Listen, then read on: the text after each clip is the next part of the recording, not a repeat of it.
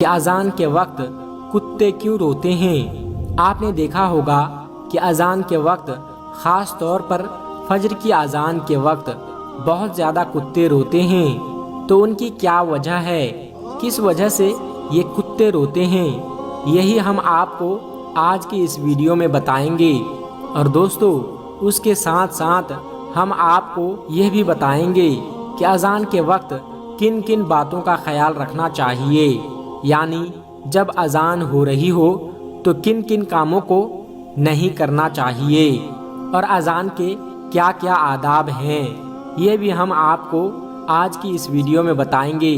اور اس کے ساتھ ساتھ یہ بھی بتائیں گے کہ کن کن کاموں کو کرنے سے گھر میں غریبی آتی ہے۔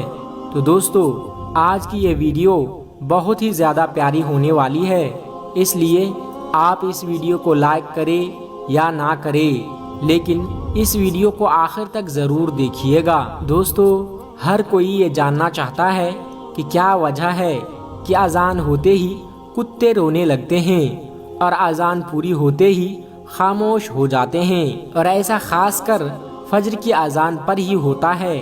تو چلیے بتاتے ہیں کہ اس کی کیا وجہ ہے۔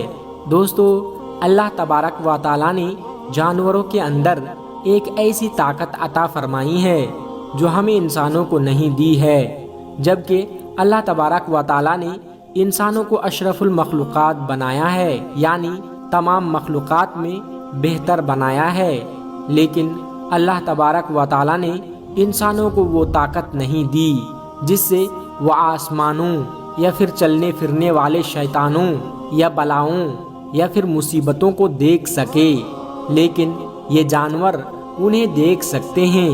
وہ بے زبان ہونے کی وجہ سے انسانوں کو نہیں بتا سکتے، لہٰذا وہ ایسی آواز نکال کر انسانوں کو خبر کرنے کی کوشش کرتے ہیں۔ تو جیسے ہی اذان شروع ہوتی ہے تو خاص کر فجر کی اذان ہو تو جتنے بھی شیطانی بلائیں ہوتی ہے وہ رات کے وقت زیادہ نکلتے ہیں، اور اذان کی آواز سنتے ہی تمام شیطان اور بلائیں وہاں سے بھاگنا شروع کر دیتے ہیں۔ یہ دیکھتے ہی کتے رونے جیسی آواز نکالنا شروع کر دیتے ہیں۔ کتا جب کسی علاقے میں بہت زیادہ روتا ہے اور کچھ ہی دنوں میں اس علاقے میں کسی کا انتقال ہو جاتا ہے تو اس لیے لوگ اسے منحوس سمجھ کر بھگا دیتے ہیں۔ وہ بے زبان منحوس نہیں ہوتا، بلکہ اس کو یہ علم ہوتا ہے کہ اس علاقے میں کوئی مصیبت آنے والی ہے، اور وہ انسانوں کو آگاہ کرنے کی کوشش کرتا ہے۔ تو آپ سمجھ گئے ہوں گے کہ اذان ہوتے ہی کتا کیوں روتا ہے۔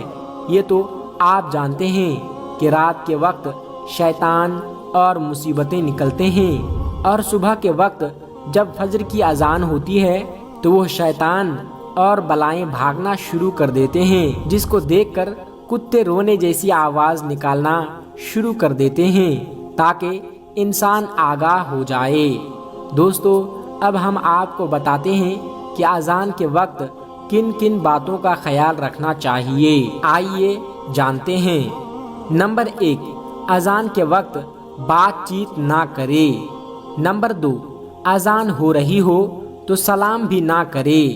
نمبر 3، اذان کے وقت کوئی بھی سلام کرے تو جواب بھی نہیں دینا چاہیے۔ نمبر 4، اگر قرآن کی تلاوت بھی کر رہے ہوں تو بھی اذان کے وقت خاموش ہو جائے۔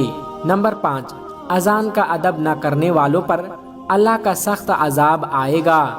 نمبر 6، اذان کو غور سے سنیں اور ہر کلمات کو دہرائے۔ نمبر 7، اگر راستے میں اذان شروع ہو جائے تو ٹھہر جائے۔ نمبر 8، اذان کے وقت اذان پر غور نہ کرنے والوں پر اللہ کا عذاب ہوگا۔ نمبر 9، اذان کے وقت کسی بھی طرح کا کوئی سنگیت نہیں سننا چاہیے۔ نمبر 10، اذان کے وقت عورت کو سر ڈھک کر رکھنا چاہیے۔ نمبر 11، اذان کے وقت کبھی بھی پیر پسار کر نہیں سونا چاہیے۔ نمبر 12، جو شخص اذان کے وقت باتوں میں مشغول رہتا ہے اس کا خاتمہ برا ہونے کا خوف ہے۔ نمبر 13، اذان جب بھی سنے اذان کا جواب دے۔ اذان دینے والا جیسا کہے अजान सुनने वाला भी वैसा ही कहे। नंबर 14, जब मुअज्जिन अशहदु अन्ना मुहम्मद रसूलुल्लाह कहे तो सुनने दोस्तों अब हम आपको बताते हैं कि किन किन कामों को करने से घर में गरीबी आती है, हमारे घरों से खैर व बरकत ख़त्म हो जाती है। तो चलिए देखते हैं कि वो कौन कौन सी चीज़ें हैं। नंबर 1, जल्दी जल्दी नमाज पढ़ने से घर में गरीबी आती है, घर में खैर व बरकत ख़त्म हो जाती है, फ़क्र व फाका और तंगदस्ती आती है। बहुत सारे लोगों की आदत होती है कि वो मस्जिद में जाते हैं और जल्दी जल्दी नमाज पढ़कर बाहर आ जाते हैं। प्यारे दोस्तों, ऐसा करने से ज़िंदगी में बरकत ख़त्म हो जाती है और घर में खैर व बरकत भी नहीं होती, गरीबी आती है। नंबर 2, खड़े होकर पेशाब करने से घर में गरीबी आती है, घर में खैर व बरकत नहीं होती। इसलिए दोस्तों हमेशा खड़े होकर पेशाब करने से बचने की कोशिश करनी चाहिए और सुन्नत तरीके से ही अपनी ज़िंदगी गुजारने की कोशिश करें। नंबर 3, दोस्तों पेशाब करने की जगह पर वज़ू करने से गरीबी आती है, फ़कीरी आती है और इस वजह से घर में खैर व बरकत नहीं होती और घर का सुकून चला जाता है। चाहे आप कुरान पढ़ने के लिए वज़ू करें या आप नमाज पढ़ने के लिए वज़ू करें, तो जिस जगह पर आप पेशाब करते हैं वहाँ पर कभी भी आप वज़ू ना करें। और अगर कोई ऐसा करता है तो उसके बहुत सारे फ़ायदे हैं और बैठकर ही पानी पीने के बहुत सारे फ़ायदे हैं। साइंस तो खैर आज इसकी तहकीक में लगी हुई है और बता रही है कि बैठकर पानी पीना चाहिए, इसके बहुत सारे फ़ायदे होते हैं। लेकिन दोस्तों कुर्बान जाइए हमारे दीन इस्लाम पर कि हमें प्यारे नबी हज़रत मोहम्मद सल्लल्लाहु अलैहि वसल्लम ने 1400 साल पहले ही बता दिया कि बैठकर पानी पीने के बहुत सारे फ़ायदे हैं। नंबर 5, मुंह से फूंक कर चिराग बुझाने से घर में गरीबी आती है, फ़क्र फाका आता है और घर में खैर व बरकत नहीं होती। तो हमेशा एक चीज़ को याद रखिए कि कभी भी चिराग को अपनी मुंह की हवा से यानी फूंक कर कभी भी ना बुझाए।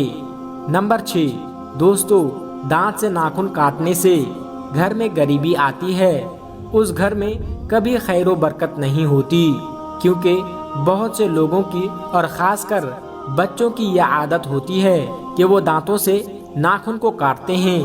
तो ऐसा करने से हमेशा बचना चाहिए। अगर ये बहुत ही ज़्यादा हो गया और आदत बन गई तो ऐसी गलती करने वाला भी बीमार हो जाएगा और ऐसा करने से खैर व बरकत भी नहीं होगी और घर का सुकून चला जाएगा। नंबर 7, दामन या आस्तीन से मुंह साफ करने से घर में गरीबी आती है, घर से खैर व बरकत ख़त्म हो जाती है। बहुत सारे लोगों की आदत होती है कि दामन या आस्तीन से मुंह साफ करते हैं, इसलिए दामन या आस्तीन से कभी भी मुंह साफ ना करे और हमेशा उससे बचने की कोशिश करता रहे। दोस्तों ये तो है 7 बातें जिनके करने से घर में गरीबी आती है। तो इन 7 कामों से